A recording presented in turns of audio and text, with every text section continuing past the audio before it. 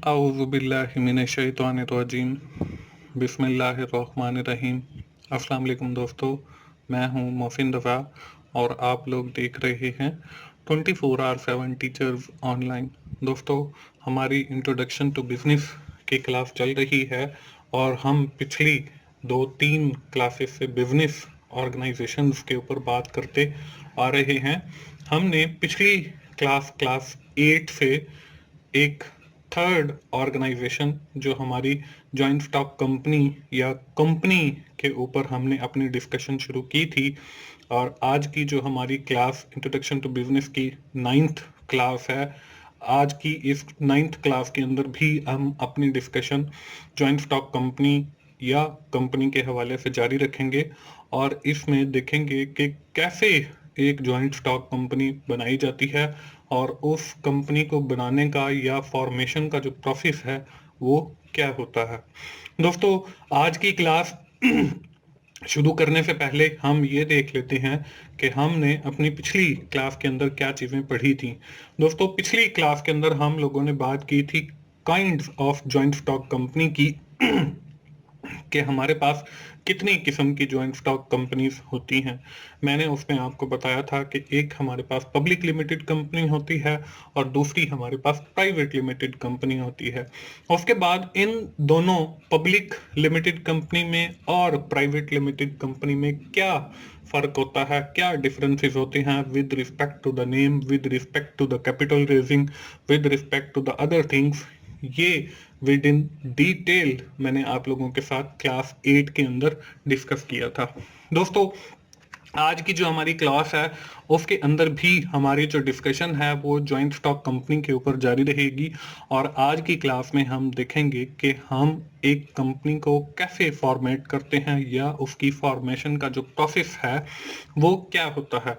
दोस्तों, इस विमन में हम देखेंगे कि हमारे पास जो प्रमोशन स्टेज है उससे क्या मुराद है, हमारे पास जो इनकॉर्पोरेशन स्टेज है उससे क्या मुराद है, कैपिटल सब्सक्रिप्शन स्टेज क्या है, इससे क्या मुराद है, और आखिर में certificate of commencement of business ये क्या होता है।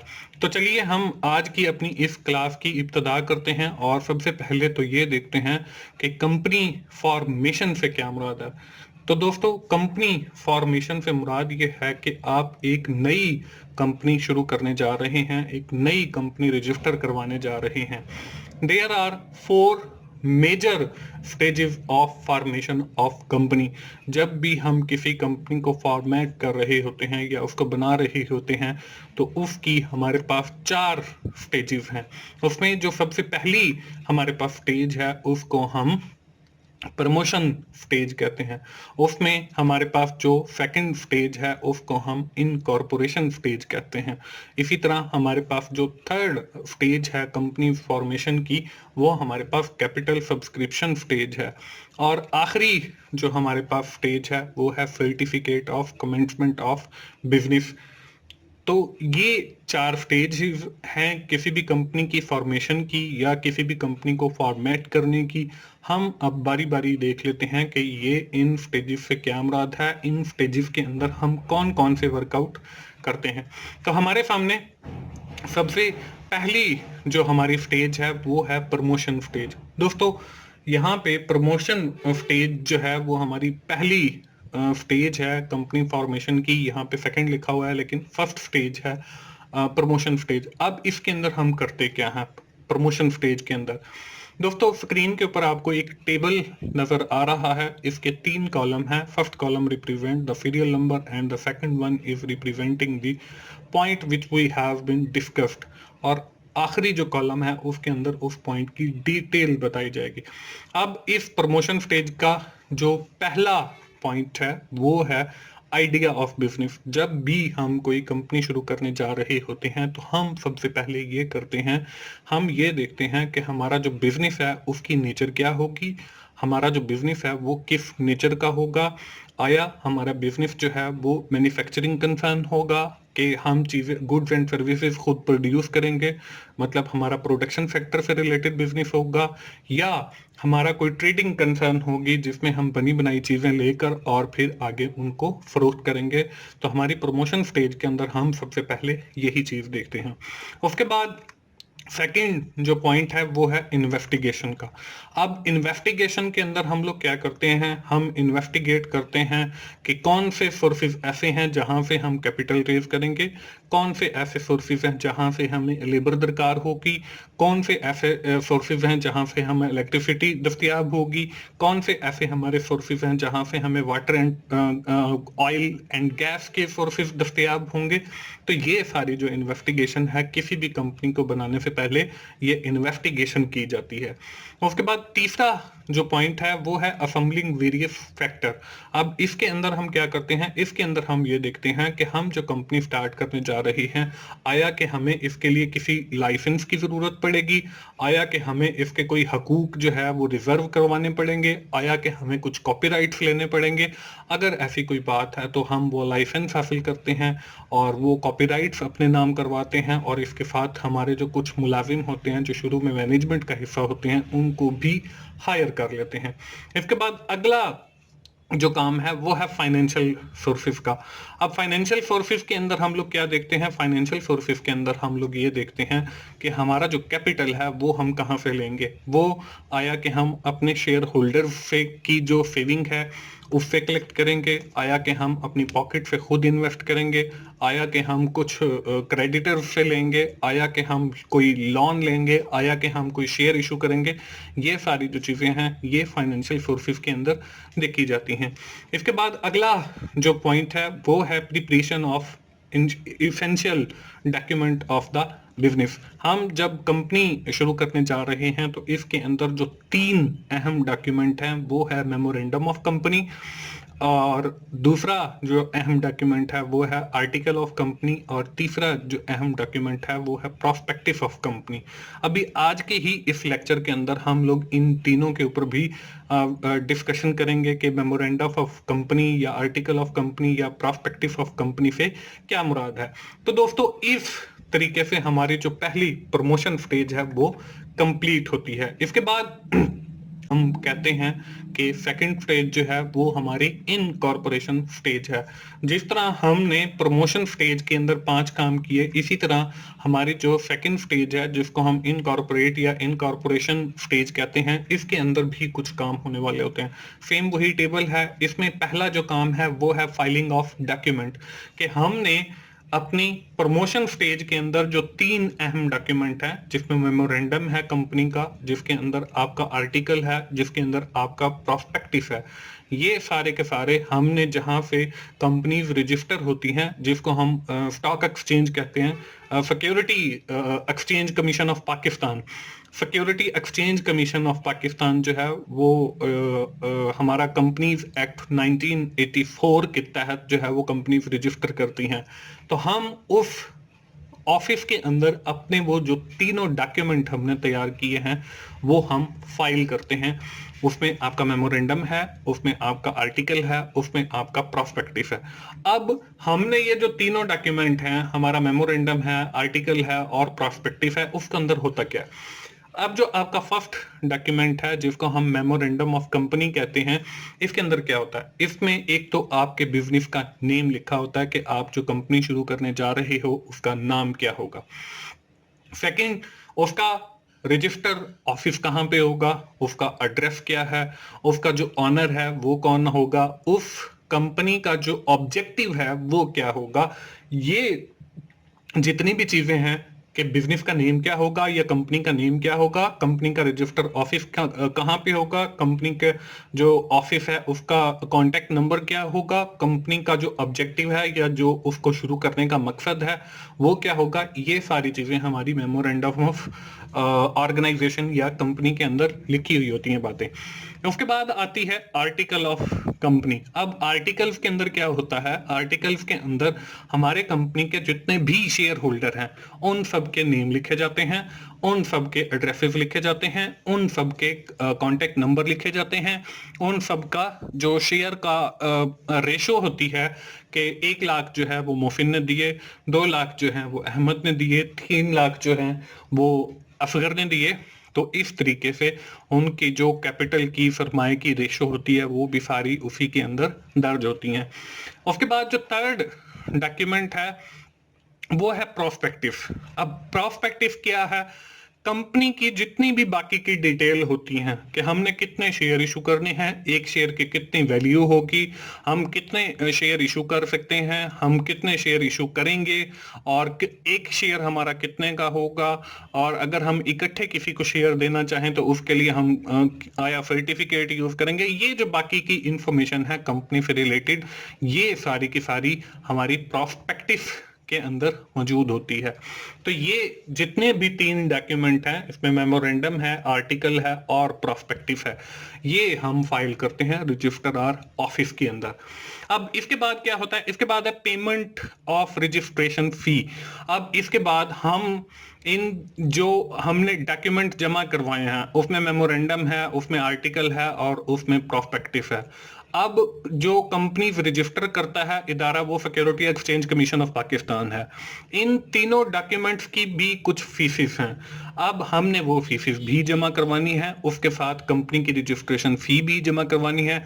उसके बाद अगर कोई स्टैम्प ड्यूटी वगैरह बनती है हमारी उस फाइल के ऊपर तो हमने वो भी जो है कंपनी रजिस्ट्रार ऑफिस के अंदर ये सारी फीसें हमने जमा करवानी है। ये हमारी इनकॉर्पोरेशन स्टेज की सेकंड पॉइंट है।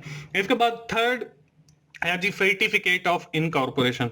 अब सर्टिफिकेट ऑफ इनकॉर्पोरेशन से क्या मुराद है कि रजिस्ट्रार ऑफिस ये देखेगा कि आपकी जितने भी कागजात हैं जो आपने जमा करवाए हैं उनकी जांच पड़ताल के बाद आपको एक सर्टिफिकेट इशू करेगा जिसको हम कहते हैं इनकॉर्पोरेशन सर्टिफिकेट। इनकॉर्पोरेशन सर्टिफिकेट का मतलब ये है कि your company is registered on security exchange commission of Pakistan, कि आपकी जो कंपनी है वो रजिस्टर हो गई है। इसके बाद एक होता है certificate of commencement of business.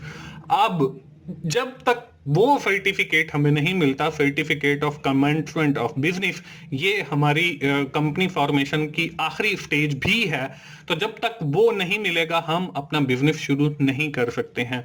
अब ये जो है सर्टिफिकेट ऑफ इनकॉर्पोरेशन ये सिर्फ इसलिए दिया जाता है कि जो आपने डॉक्यूमेंट फाइल किए हैं वो जांच पड़ताल हो चुकी है, वो ठीक है और आपकी कंपनी रजिस्टर की जा रही है या की जा चुकी है, या इस तरीके से एक हमें सर्टिफिकेट रजिस्ट्रार ऑफिस से मिल जाता है। इसके बाद दोस्तों हमारी आती है थर्ड स्टेज। अब थर्ड स्टेज हमारी है कैपिटल सब्सक्रिप्शन स्टेज। इसके अंदर क्या होता है, इसके अंदर हमने जो कैपिटल के सरमाया के हवाले से बातें हैं वो होती हैं। अब पहला जो इसका पॉइंट है वो है कैपिटल सब्सक्रिप्शन स्टेज। अब इसके अंदर क्या होता है, जब हमें सर्टिफिकेट ऑफ इनकॉर्पोरेशन मिल जाता है तो उसके बाद हम ये देखते हैं कि हमने जो कैपिटल इकट्ठा करना है वो कहाँ से इकट्ठा करेंगे। आया कि हम कोई लोन लेंगे, आया कि हम जो है कोई शेयर इशू करेंगे। इसमें भी हमारे पास कोई 3-4 चीजें हैं। हम इन सारी चीजों के जरिए जो है अपना फंड जो है या जो कैपिटल है वो इकट्ठा करते हैं। उसमें हमारे पास है जी बाय इशूइंग शेयर, हम शेयर इशू कर सकते हैं। बाय इशूइंग डिबेंचर, हम डिबेंचर इशू कर सकते हैं। बाय सेविंग, आपके जो शेयर होल्डर हैं उनकी जो पर्सनल सेविंग्स हैं आप वहां से भी फंड इकट्ठे कर सकते हो। हम किसी बैंक से लोन भी ले सकते हैं। हम किसी फॉरेनर से हेल्प लेके as per the requirement of the security exchange commission of Pakistan तब भी हम फंड रेज कर सकते हैं। हम जो शेयर होल्डर हैं उनको अपने कुछ शेयर देकर भी फंड रेज कर सकते हैं। तो ये मुख्तलिफ आपके पास फंड रेज करने के सोर्सेज हैं जिन तरीकों से आप फंड इकट्ठे करके अपना जो कैपिटल है उस कंपनी को शुरू करने का वो इकट्ठा कर सकते हो। इसके बाद दोस्तों हमारे पास आती है आखिरी स्टेज। आखिरी स्टेज को मैंने पहले भी आपसे जिक्र किया, इसको हम कहते हैं certificate of commencement of business. अब ये हमारी कंपनी फॉर्मेशन की या एस्टेब्लिशमेंट की बिल्कुल आखिरी स्टेज है। इसके अंदर होता क्या है, इसके अंदर आपको कंपनी की सारी जितनी भी चीजें होती हैं जो रजिस्ट्रार ऑफिस के पास जमा होती हैं, उसके अंदर वो जो फाइलिंग डॉक्यूमेंट है, उसमें आपका मेमोरेंडम है, उसमें आपका आर्टिकल है, उसमें आपका प्रोस्पेक्टिस है, या और जितने भी डॉक्यूमेंटेशन है, वो सारी के सारी रजिस्ट्रार ऑफिस जो है वेरीफाई करने के बाद आपको पहले तो है वो सर्टिफिकेट ऑफ इनकॉर्पोरेशन इशू करेगा। फिर आपकी कैपिटल की रिक्वायरमेंट पूरी हो गई सारी, अब आपने कहा कि जी हम बिजनेस के लिए तैयार हैं, तो फिर रजिस्ट्रार ऑफिस जो है आपको certificate of commencement of business issue करेगा। और जैसे ही आपको वो कमेंसमेंट ऑफ बिजनेस का सर्टिफिकेट मिलता है, तो उसके बाद आपका एक कुछ मखसूस टाइम पीरियड होता है जिसके अंदर आपने अपनी कंपनी को शुरू करना होता है, यानी अपना कारोबार शुरू करना होता है। इसके अंदर दूसरी क्या चीज है, दूसरी है जैसे ही आपको certificate of commencement of business मिल गया, इसके बाद आपने क्या करना है, इसके बाद इश्यू ऑफ प्रॉस्पेक्टिव, आपने प्रॉस्पेक्टिव इशू करना है। अब प्रॉस्पेक्टिव के अंदर क्या होता है, कंपनी अपना प्रॉस्पेक्टिव इशू करती है और साथ ही अपने जो शेयर इशू करने होते हैं वो भी इशू करना कर देती है शुरू। अलॉटमेंट ऑफ शेयर है, जितने शेयर उन्होंने अपने शेयर होल्डर्स को अलॉट करने होते हैं वो उनकी अलॉटमेंट भी कर देती है। मिनिमम सब्सक्रिप्शन है, और जितनी उस कंपनी को इजाजत दी गई है कि आपने इतने शेयर इशू करने हैं और इतना कैपिटल जो है इसमें इन्वेस्ट करना है, उसमें हमारे पास ऑथोराइज्ड कैपिटल होता है, इशूड कैपिटल होता है। तो ये मुख्तलिफ कैपिटल हैं। आइंदा आने वाले किसी लेक्चर के अंदर इस कैपिटल के ऊपर भी हम विद इन डिटेल बात करेंगे, और वहां पे मैं आपको समझाऊंगा कि अथोराइज्ड कैपिटल या इशूड कैपिटल या सब्सक्रिप्शन कैपिटल ये सारे क्या हैं और इनमें फर्क क्या है। लेकिन फॉर द टाइम बीइंग हम इतना याद रख लें कि जितने पैसों से हमें कंपनी को अलाउ किया गया है रजिस्ट्रार ऑफिस से, जो हमारा normally security exchange commission of Pakistan होता है जिस पे सारी कंपनीज रजिस्टर्ड होती हैं, वो जितने से हमें अलाउ करेगा कि you are allowed to start your business with the 10 million rupees. अब हम उस 10 मिलियन से जो है वो ज्यादा एक्सीड नहीं कर सकते, इससे ज्यादा कैपिटल रेज नहीं कर सकते, उससे कम बेशक हो सकते हैं। तो वो मिनिमम जो सब्सक्रिप्शन आपको दी गई है, तो आप उससे कम कम ही रहकर अपना कारोबार शुरू कर सकते हैं। तो दोस्तों ये थी हमारी आज की क्लास, और आज की क्लास हम यहीं पे वाइंड अप करेंगे। आज की क्लास में हमने देखा कि कैसे एक कंपनी को फॉर्मेट किया जाता है, या उस कंपनी को एस्टेब्लिश किया जाता है, या उस कंपनी को फॉर्मेशन प्रोसेस क्या है। दोस्तों आज की क्लास खत्म करने से पहले हम जल्दी से समराइज कर लेते हैं कि आज की क्लास के अंदर हमने क्या किया है। आज की क्लास के अंदर हमने देखा है कंपनी की फॉर्मेशन प्रोसेस, उसके अंदर प्रमोशन स्टेज है, इनकॉर्पोरेशन स्टेज है, कैपिटल सब्सक्रिप्शन स्टेज है, और सर्टिफिकेट ऑफ कमेंसमेंट है। और इसके अंदर जो सब कैटेगरीज या पॉइंट्स थे वो विद इन डिटेल मैंने आप लोगों के साथ शेयर किए। मुझे उम्मीद है दोस्तों आप लोगों को इंट्रोडक्शन टू बिजनेस की समझ आ रही होगी। अगर आपको मेरी वीडियोस अच्छी लग रही हैं तो आप उन्हें लाइक कीजिए, अपने दोस्तों के साथ शेयर कीजिए जिनका ये सब्जेक्ट है। और अगर आपको कुछ समझ नहीं आ रहा है तो आप कमेंट्स की सूरत में मुझसे पूछ भी सकते हैं, और मेरा चैनल 24/7 टीचर्स ऑनलाइन सब्सक्राइब कीजिए ताकि मेरी हर वीडियो हर लेक्चर आप लोगों तक पहुंच सके और आप उससे सीख सकें। दोस्तों मोहसिन भाई को इजाजत दीजिए अगली इंट्रोडक्शन टू बिजनेस की क्लास तक के लिए। उस वक्त तक के लिए अल्लाह हाफ़िज़।